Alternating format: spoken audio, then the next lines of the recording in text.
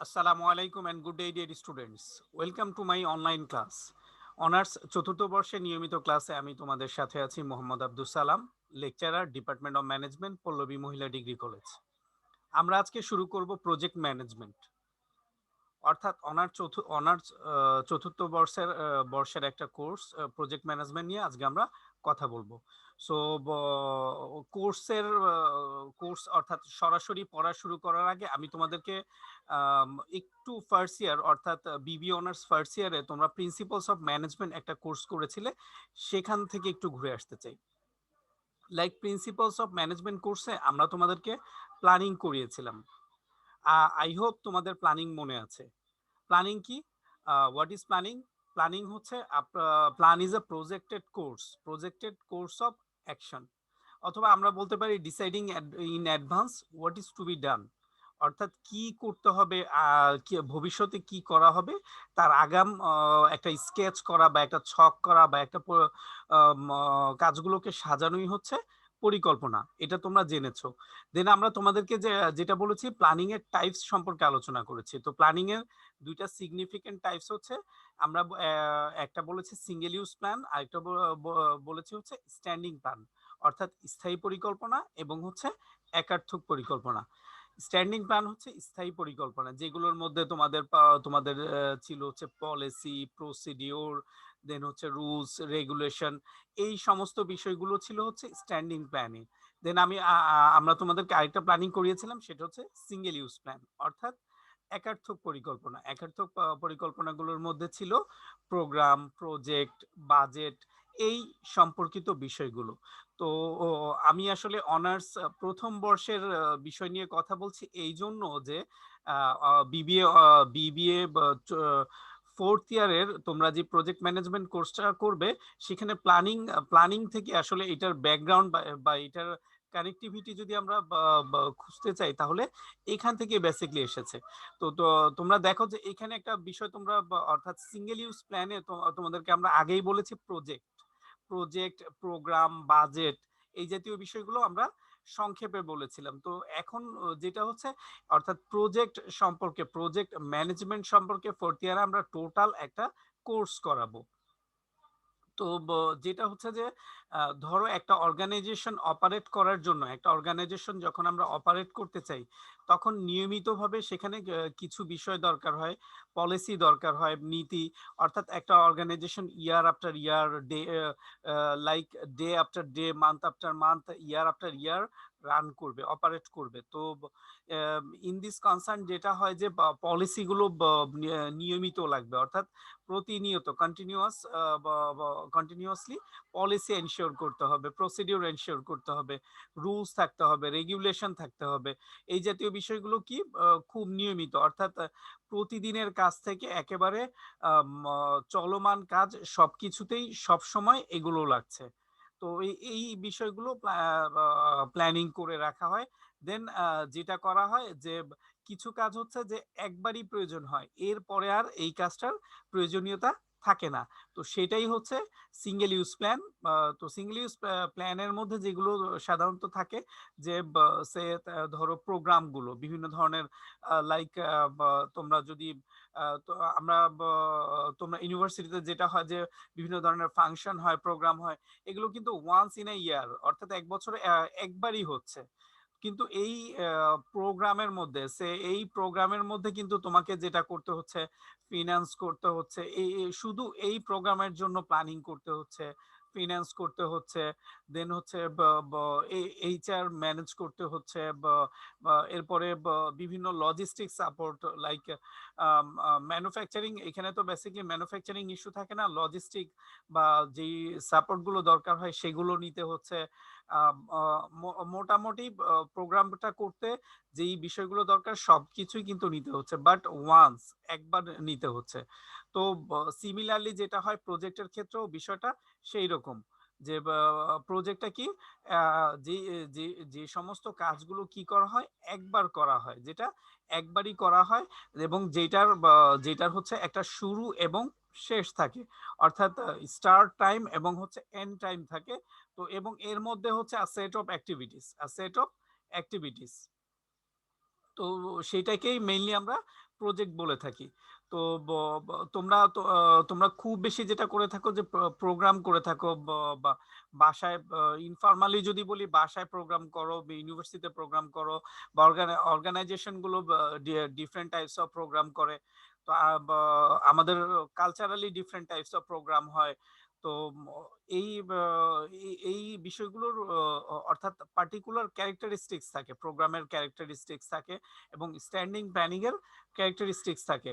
Standing planning যেটা আমরা করি হচ্ছে আমরা এই প্ল্যানটা একবার প্রিপেয়ার করে এটাকে হচ্ছে এগেইন এন্ড এগেইন, অর্থাৎ আমরা এটাকে অ্যাপ্লাই করি, বারবার অ্যাপ্লাই করি। অর্গানাইজেশন যতদিন রান করবে এবং উপযোগিতা অনুসারে যদি চেঞ্জ করতে না হয়, সেই ক্ষেত্রে যেটা হয় আমরা এই প্ল্যানিং গুলো রান করতে থাকি। কিন্তু প্রজেক্ট যেটা হচ্ছে একবার হয়ে গেলে দেন হচ্ছে এইটা নিউ প্রজেক্ট যদি না হয় বা নিউ প্রজেক্ট বিগিন না হয়, তো সেটার আর দরকার হয় না। তো চলো আমরা কোর্স শুরু করবো এবং তোমাদেরকে আই হোপ যে তোমরা কনসেপচুয়াল আলোচনা করব আর তোমরা কিছুটা বুঝতে পেরেছো। তো চলো আমরা ক্লাস শুরু করি।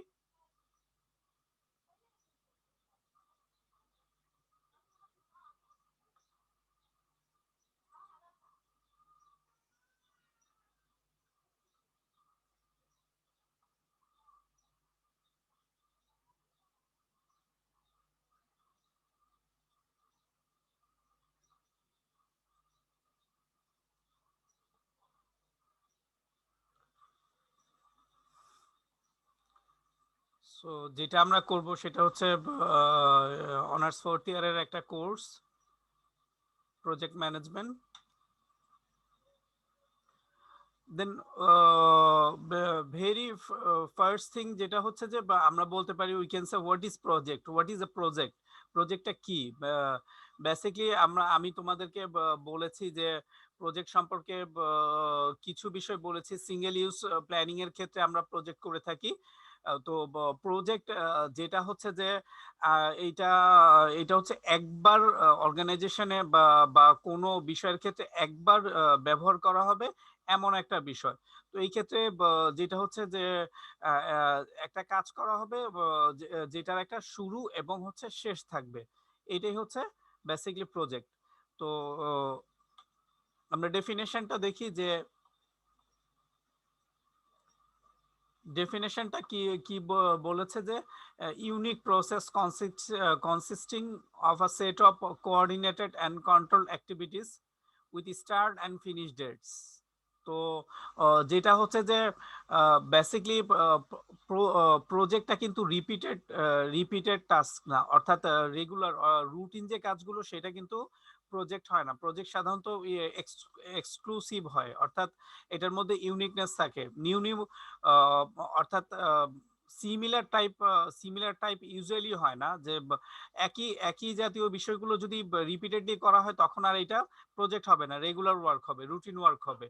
তাহলে যেটা হচ্ছে যে ইউনিক প্রসেস হবে, অর্থাৎ এক্সক্লুসিভ।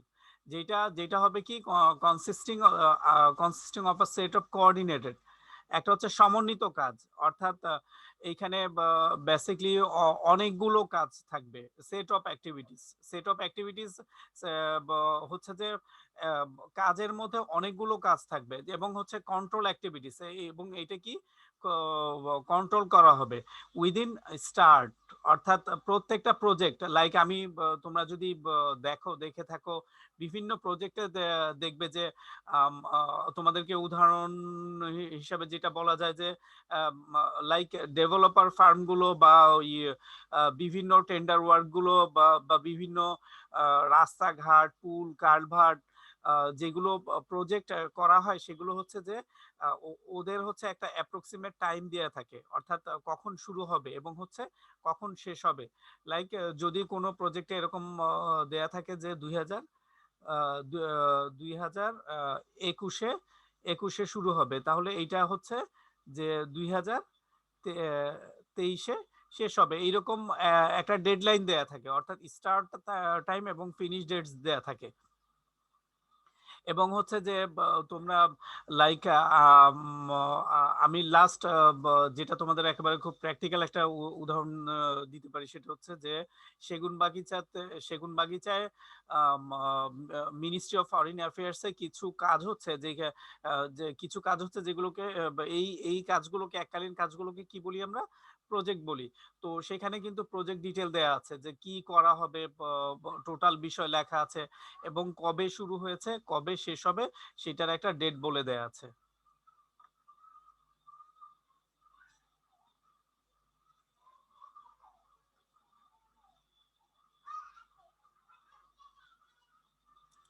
তো দেন হচ্ছে যে undertaken to achieve objective, definitely একটা উদ্দেশ্য থাকবে, প্রজেক্টের ক্ষেত্রে একটা উদ্দেশ্য থাকবে, confirming two specific requirement, specific অর্থাৎ কি কি কাজ করা হবে সেই রিকোয়ারমেন্ট গুলো স্পেসিফিক থাকবে, ইনক্লুডিং কনস্ট্যান্ট টাইম, অর্থাৎ যদি কোনো প্রতিবন্ধকতা থাকে বা যদি কোনো অবস্ট্যাকল থাকে সেই বিষয়টাও থাকবে, এবং হচ্ছে কস্ট, এবং হচ্ছে কোয়ালিটি এবং রিসোর্সেস অ্যান্ড কনস্ট্যান্ট, যেই সম্পদ অর্থাৎ যেই সম্পদ দিয়ে করা হবে সেই বিষয়গুলো বলা থাকবে।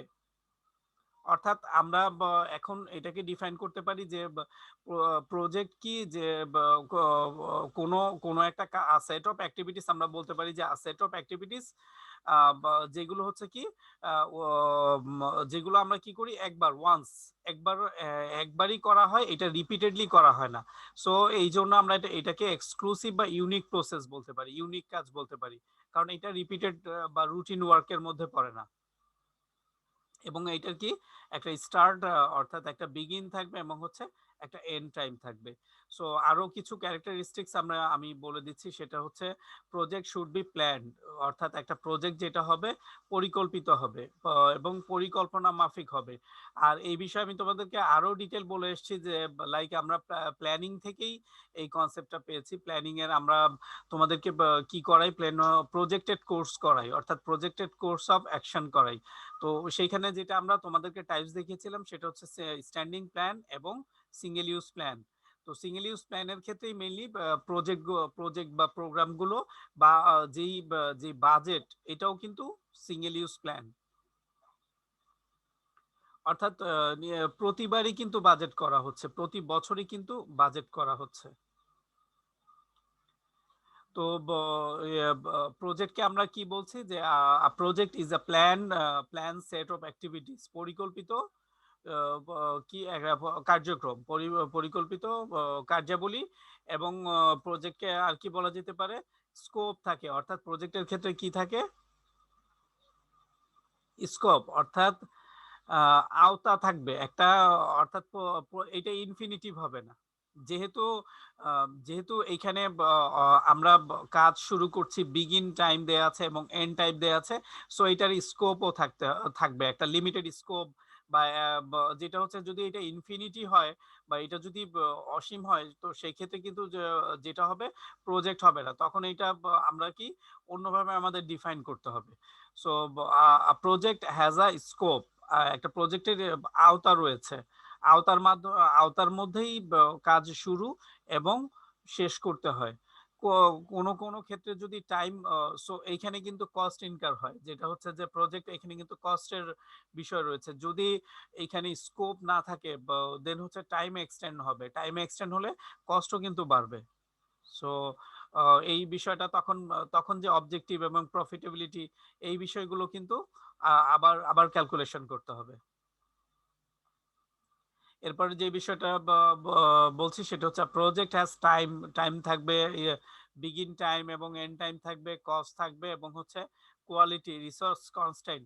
অর্থাৎ হ্যাঁ প্রজেক্ট করছি, কিন্তু প্রজেক্ট করার ক্ষেত্রে সব রিসোর্স কিন্তু অ্যাভেলেবেল থাকবে না, সব রিসোর্সের ক্ষেত্রে কিন্তু অ্যাভেলেবিলিটি নট পসিবল।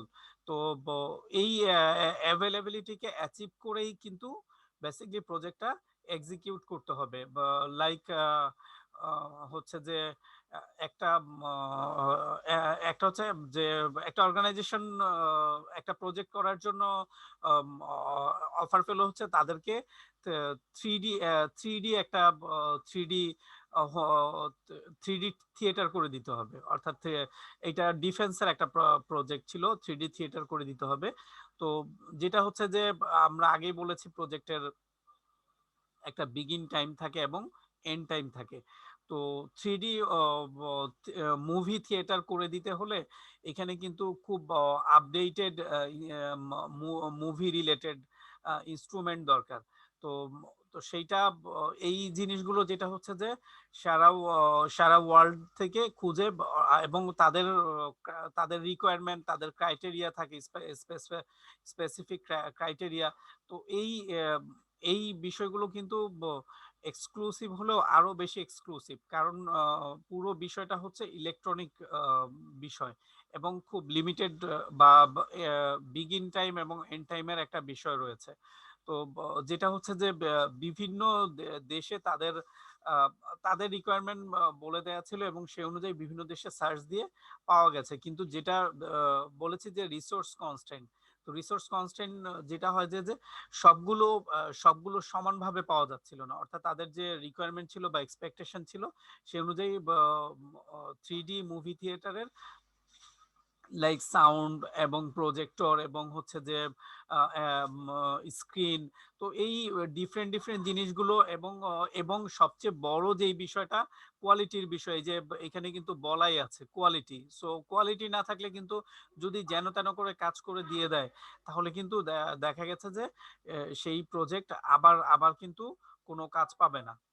তো এবং হচ্ছে যে এর সাথে সাউন্ড সিস্টেমের কানেকশন রয়েছে। সাউন্ড লাইক মুভি থিয়েটারে যদি সাউন্ড রিফ্লেক্ট হয় এবং হচ্ছে প্রতিধ্বনি হয় তাহলে কিন্তু এটা খুব বেশি সমস্যা। এবং বিষয়টা এমন যে এখন যদি সব দেশ ঘুরে যদি ঘুরে গিয়ে নিয়ে আসতে হয় তখন কিন্তু এটার কস্টটা অনেক হায়ার হবে, এবং আনার পর ইলেকট্রনিক ডিভাইস এটা যদি সমস্যা হয় তখন চেঞ্জ করে নিয়ে আসা সেক্ষেত্রে সেক্ষেত্রেও একটা চ্যালেঞ্জ থাকে। তো এই বিষয়গুলো ম্যানেজ করা, দেখা হবে এই যে তোমাদেরকে যে উদাহরণটা দিলাম এই উদাহরণের ক্ষেত্রে কত কমপ্লেক্সিটি অ্যারাইজ হচ্ছে। তো এই কমপ্লেক্সিটি এইগুলি হচ্ছে রিসোর্স কনস্ট্রেন্ট, অর্থাৎ এই যে প্রতিবন্ধকতা থাকে, বিভিন্ন ধরনের কনস্ট্রেন্ট থাকে, এই বিষয়গুলোই প্রজেক্টে ওভারকাম করে একটা প্রজেক্টকে সাকসেসফুল করতে হয়। তো দেন হচ্ছে যে ওই সব বিষয় যেটা হচ্ছে কোয়ালিটি, লাইক এই ক্ষেত্রে কস্ট ইফেক্টিভনেসের একটা বিষয় রয়েছে। লাইক যদি চায়না থেকে নিয়ে আসা হয় সেটা একরকম হবে, আবার যদি আমরা জার্মান থেকে নিয়ে আসতে চাই তাহলে সেক্ষেত্রেও প্রাইস একরকম হবে। জার্মান অনেক হায়ার হবে, কোয়ালিটি নিশ্চিন্ত থাকা যায়। তো চাইনিজ কোয়ালিটির ক্ষেত্রে এটা হচ্ছে যে টোটালি নিশ্চিত না, এবং হচ্ছে অন্যান্য দেশের এই জাতীয় ডিভাইসগুলো অন্যান্য দেশে খুব একটা ভালো না। বা আমরা যদি কিছু কিছু দেখা গেছে যে সব দেশে বা ইনস্ট্রুমেন্ট যেগুলো দরকার অ্যাভেলেবিলিটির বিষয়টাও রয়েছে। তো এই বিষয়গুলো গিয়ে চ্যালেঞ্জ ক্রিয়েট করে। সো আমরা এখন আমরা দেখবো হচ্ছে প্রজেক্ট ম্যানেজমেন্ট, অর্থাৎ প্রজেক্ট ম্যানেজমেন্টটা কি হবে। প্রজেক্ট ম্যানেজমেন্টের রিভিউ, আমি তোমাদেরকে প্রজেক্ট সম্পর্কে তো বলেছি, প্রজেক্ট সম্পর্কে আই হোপ যে তোমরা ক্লিয়ার হয়েছো। আর ম্যানেজমেন্ট সম্পর্কে তোমাদের আইডিয়া আগে থেকেই রয়েছে। ম্যানেজমেন্ট কি? ম্যানেজমেন্ট তো হচ্ছে সেট অফ অ্যাক্টিভিটিস যেগুলোর মধ্যে আমরা কিছু কাজ করি, আমরা একটা কাজকে প্ল্যানিং করে ফেলি, দেন হচ্ছে অর্গানাইজ করি এবং হচ্ছে লিড করি, কন্ট্রোল করি। এর মধ্যে আরো কিছু ফাংশন থাকে, স্টাফিং করতে হয়, দেন কোঅর্ডিনেটিং করতে হয় এবং হচ্ছে কি করতে হয়, মোটিভেট করতে হয়, সবাইকে মোটিভেট করতে হয়। তো এই ফাংশনগুলোই কিন্তু ম্যানেজমেন্ট। তো প্রজেক্ট ম্যানেজমেন্টের ক্ষেত্রে যে প্রজেক্টের স্পেশাল ফিচার থাকলেও ম্যানেজমেন্টের ফাংশনগুলোকে কিন্তু ইমপ্লিমেন্ট করতে হবে।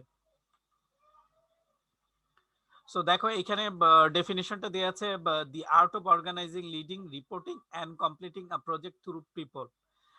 যেটা হচ্ছে এটা একটা কৌশল, কি করতে হবে, অর্গানাইজ করতে হবে, লিড করতে হবে এবং রিপোর্ট করতে হবে, কমপ্লিট করতে হবে। আর একটা প্রজেক্টকে কমপ্লিট করতে হবে থ্রু পিপলের মাধ্যমে, পার্সনের মাধ্যমে। বেসিক্যালি তোমরা জানো যে আমরা সিক্স এম পড়েছি, আই হোপ 6M তোমাদের মনে আছে। 6M man machine materials money market method. তো দেন আমরা যদি হচ্ছে যে ম্যান মেশিন ম্যাটেরিয়ালস এর ক্ষেত্রে অন্যান্য অনলি অনলি হচ্ছে ম্যান ম্যানটাই ম্যানটাই হচ্ছে কি ম্যানটাই হচ্ছে কি এর পরের যেই রিকোয়ারমেন্ট গুলো রয়েছে মানি মার্কেট মেথড সেগুলো সবই কিন্তু কি করতে পারি আমাদের মেইনলি যদি আমাদের ম্যান থাকে দেন হচ্ছে আমরা কি সবাইকেই অ্যারেঞ্জ করতে পারি আমাদের মেইনলি হচ্ছে অর্থাৎ ম্যান লাগবে আমাদের কি ম্যান লাগবে দেন হচ্ছে আমরা আদার্সদের খুব ইজিলি অ্যারেঞ্জ করতে পারি মানি অ্যারেঞ্জ করা যেতে পারে মার্কেট অ্যারেঞ্জ ম্যাটেরিয়াল অ্যারেঞ্জ করা যেতে পারে মার্কেট অ্যারেঞ্জ করা যেতে পারে অন্যান্য ইস্যুগুলো অ্যারেঞ্জ করা যেতে পারে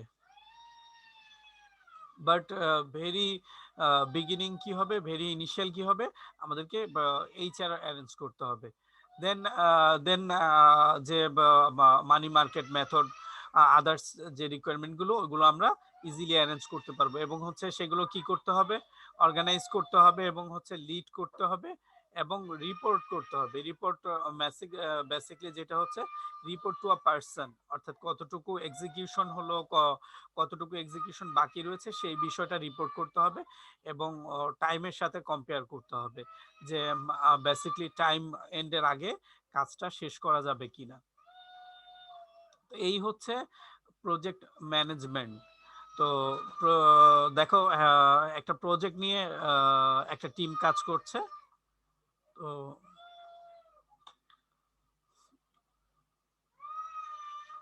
এরপরে দেখো আমরা আরো দেখবো প্রজেক্ট সম্পর্কে যে project is a plan undertaking অর্থাৎ একটা প্রজেক্ট কি একটা প্রজেক্ট ম্যানেজমেন্ট হচ্ছে পরিকল্পিত একটা পরিকল্পিত কাজ পরিকল্পিত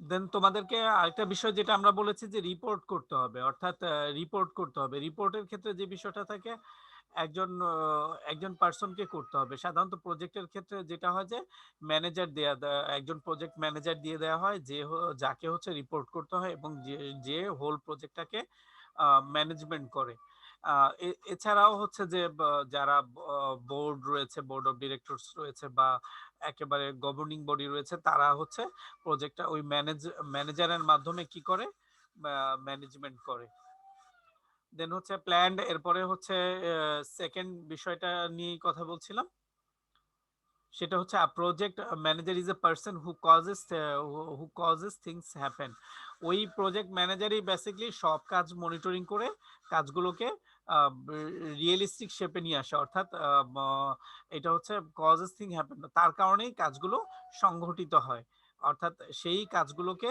রিয়েলিটিতে ট্রান্সফর্ম করে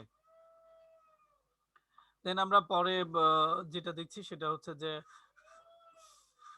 therefore project management is a causing planned undertaking to happen এটা হচ্ছে পরিকল্পিত একটা যেটা সংগঠিত এটা হচ্ছে একটা পরিকল্পনা যেটা কি সংগঠিত হবে বা প্রজেক্টেড কোর্স আমরা বলতে পারি সো এই ছিল প্রজেক্ট বা প্রজেক্ট ম্যানেজমেন্ট সম্পর্কিত আলোচনা সো এখন দেখো তোমরা নিশ্চয়ই মনে মনে প্রজেক্ট সম্পর্কে কিছু ধারণা করেছো am I right তো আমরা যেটা হচ্ছে যে এই যে এতগুলো আলোচনা করলাম দেন আমরা তোমাদেরকে খুব প্র্যাকটিক্যাল খুব এক্সাইটিং কিছু এক্সাম্পল দেখাবো তো চলো let's have a look on the metro rail project কি মেট্রো রেল প্রজেক্ট এটা হচ্ছে আমাদের হচ্ছে যে খুব চেরিশ ড্রিম আমাদের লং টার্ম চেরিশ ড্রিম দীর্ঘদিনের লালিত স্বপ্ন অর্থাৎ মেট্রো রেল হলে কিন্তু